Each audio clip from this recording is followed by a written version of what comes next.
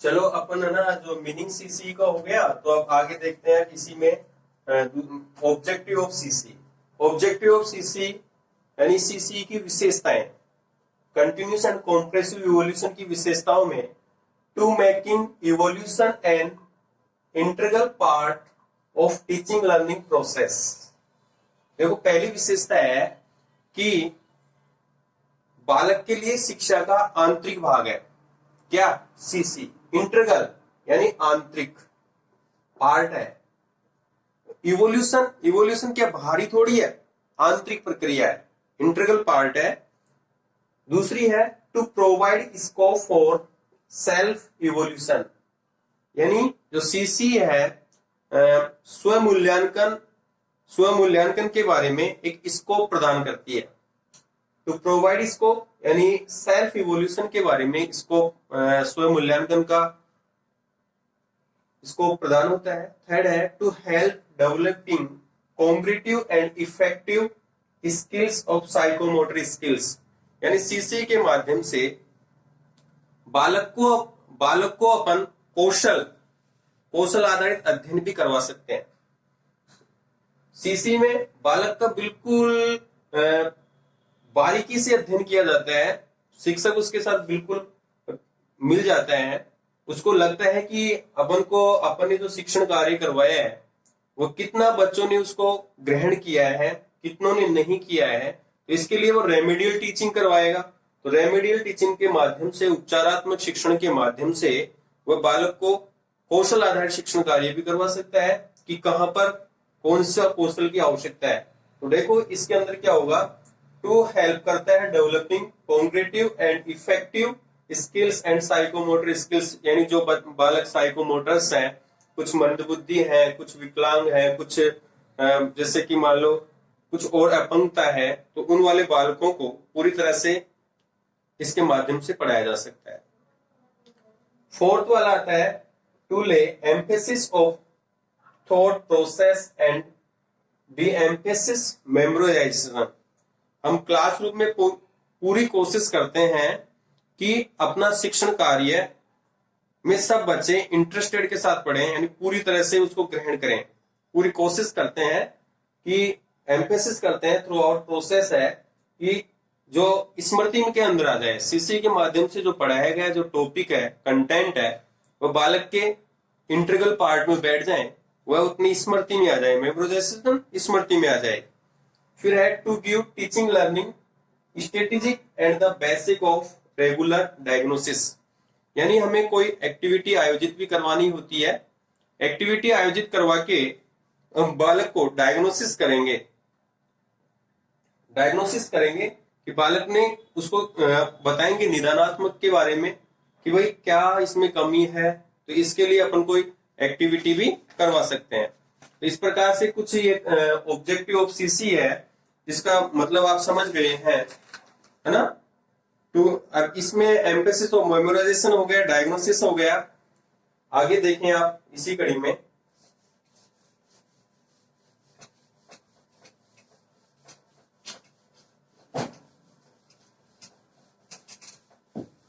आपको सीसी का मीन्स तो समझ में आ गया कि ऑब्जेक्टिव ऑफ सीसी में अपन को कंटिन्यूस एंड कॉम्प्रेसिव, जो कंटिन्यूस एंड जो कॉम्प्रेसिव है,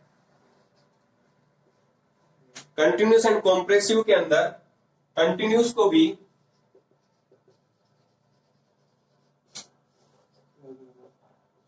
टू पार्ट में डिवाइड कर रखा है। एक तो लर्निंग हो जाएगा इसमें, और दूसरा हो जाएगा असेसमेंट पीरियोडिकली।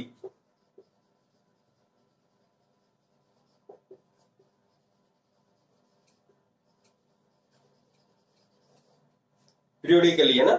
अब इसमें कॉम्प्रेसिव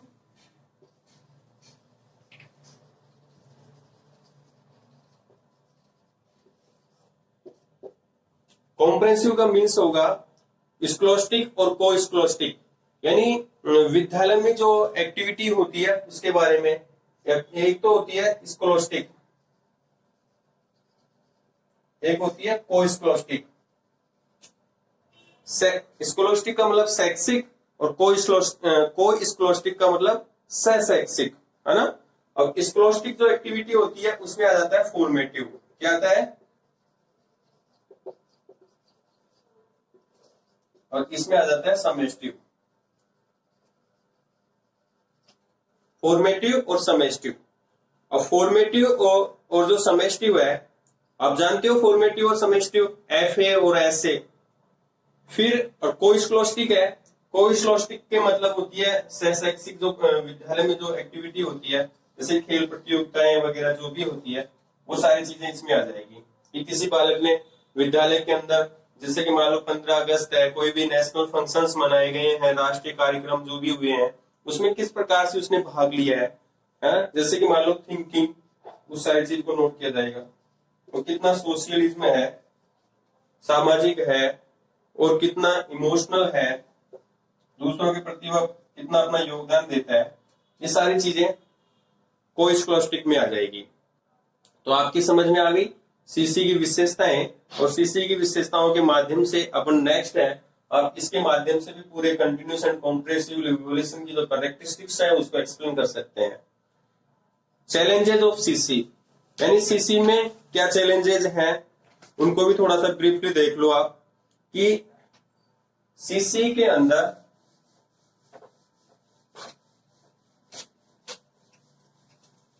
चुनौतियां, यानी सीसी को किस प्रकार से चुनौती मिली हुई है। चैलेंजेस ऑफ सीसी,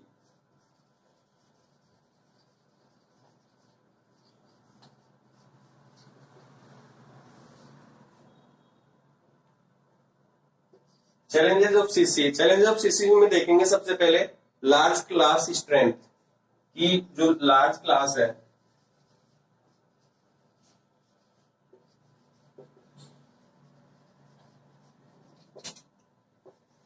जो बड़ी क्लासें हैं, है ना, जो बड़ी क्लासें उनको किस प्रकार से इसमें किस प्रकार से कमांड किया जाए, वो भी सीसी के माध्यम से किया जा सकता है ना। तो लार्ज क्लास का होना, बड़ी क्लासों में किस प्रकार से सीसी का प्रयोग किया जाए, क्योंकि सीसी तो प्रत्येक बालक का बिल्कुल बारीकी से अध्ययन करने के लिए बात करता है। दूसरा है डाइवर्सिटी ऑफ लर्नर्स, कि जो लर्नर्स हैं उसमें काफी विभिन्नता पाई जाती है।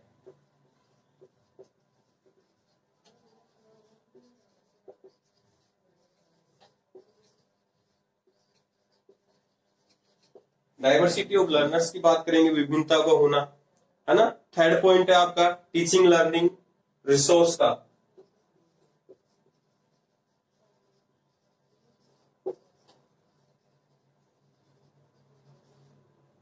रिसोर्स, टीचिंग लर्निंग रिसोर्स यानी संसाधन जो है, एक्टिविटी को करने के लिए संसाधन है या नहीं है। फिर नेक्स्ट आ जाता है switching from CC of traditional,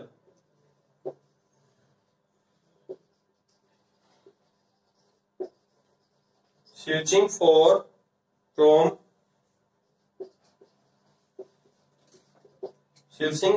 from CC to traditional,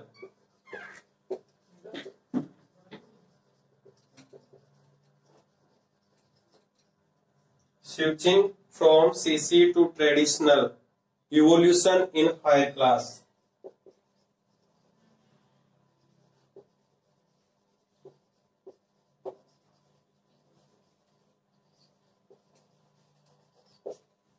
इसका मतलब हो गया कि सीसी को अपर क्लास में नहीं कर सकते, यानी सीसी का जो प्रयोग है ना भाई, जो बड़ी क्लासें हैं उनके लिए सही नहीं है।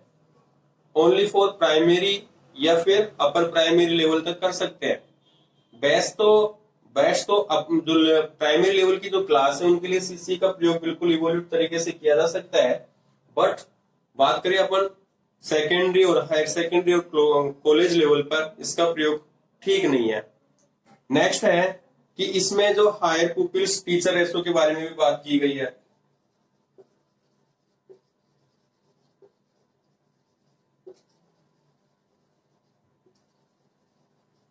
1:40, यानी शिक्षक का जो अनुपात है 1:40 का रेशियो होना चाहिए, इससे अधिक नहीं हो सकते।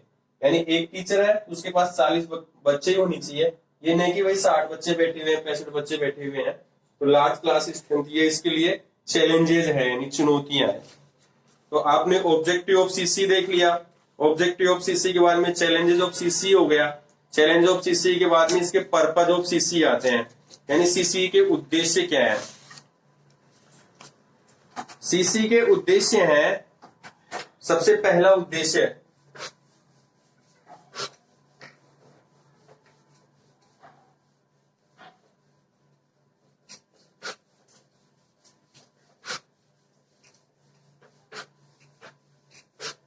ऐसे तो इसके जो चैलेंजेस हैं वो काफी 10-12 दे रखे हैं, लेकिन आपकी मोस्ट 5-6 ही है। विशेषताएं भी आपको 4-5 ही बताई है, और इसके पर्पज भी देख लो, इसके उद्देश्य देख लो, या इसके अपन बोल सकते हैं बेनिफिट्स बोल सकते हैं, सीसी के बेनिफिट्स क्या क्या हैं।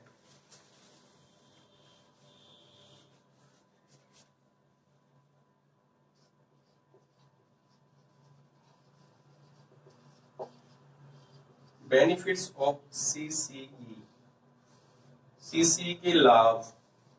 सबसे पहले नंबर पे देखो बेनिफिट्स ऑफ सीसी में सबसे फर्स्ट नंबर पे है डी एम्फेसिस एंड मेमोराइजेशन, यानी जो इसमें है लाभ में बालक को इंटरेक्ट किया जाता है, सीसी के माध्यम से बालक काफी इंटरेक्ट हो जाता है, अंत्य क्रिया करने लग जाता है। De emphasis,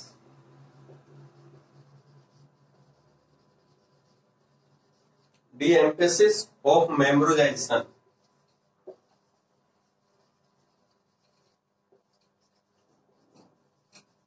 de emphasis of memorization. Second है the feedback by CC can B,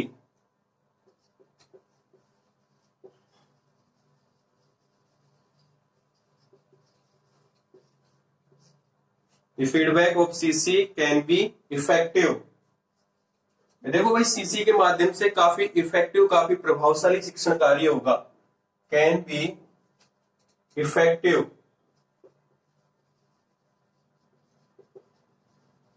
can be effective used in remedial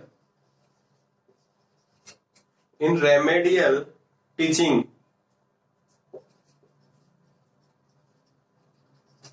remedial teaching हो गया। Student will become,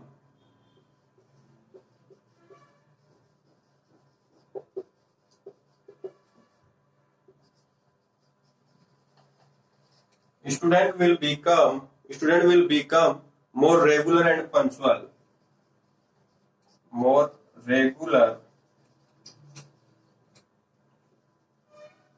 and punctual,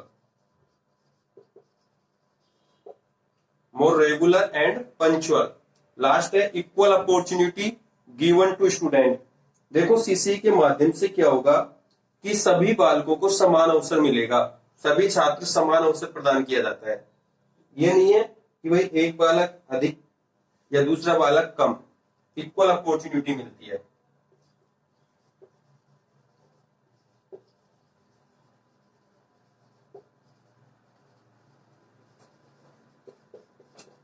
CC में equal opportunity given to the student.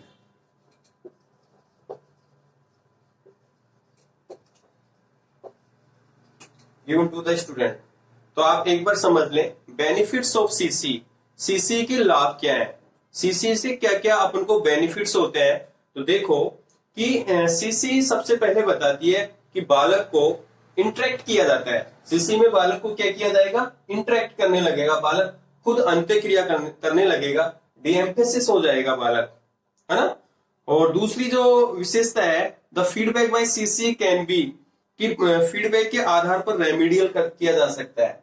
अपन बालक को feedback लेते रहेंगे तो उसमें अपन को लगेगा कि उसके बालक को क्या करना है, क्या इसको उपचारात्मक की जरूरत है, रेमेडियल की जरूरत है, तो उसको अपन रेमेडियल कर सकते हैं। थर्ड पॉइंट है जिससे उसका जो इफेक्टिव रहेगा, है ना, student will become more regular and punctual. इसमें बालक है नियमित बन जाएगा, पाबंद हो जाएगा, समय के लिए पढ़ने के लिए बिल्कुल पंक्चुअलिटी में आ जाएगा। और इक्वल अपॉर्चुनिटी गिवन टू, इसमें सभी बालकों को समान अवसर मिलेगा, है ना, सभी स्टूडेंट्स हैं वो अपॉर्चुनिटी में गिवन रहेंगे। तो इस प्रकार से अपन ने इसमें बेनिफिट्स ऑफ सीसी पढ़ लिए, है ना। अब मैं आपको नेक्स्ट क्लास में इसके जो बचा कुचा रहा है उसके बारे में चर्चा करेंगे। अभी इसमें जैसे कि इवोल्यूशन भी रह गया, अभी तो फॉर्मेटिव समेस्टिव जो है उसके बारे में बात करेंगे, है ना। उसमें कितना परसेंट एफए का होता है, क्या होता है, ये सारी चीजें आएगी अभी।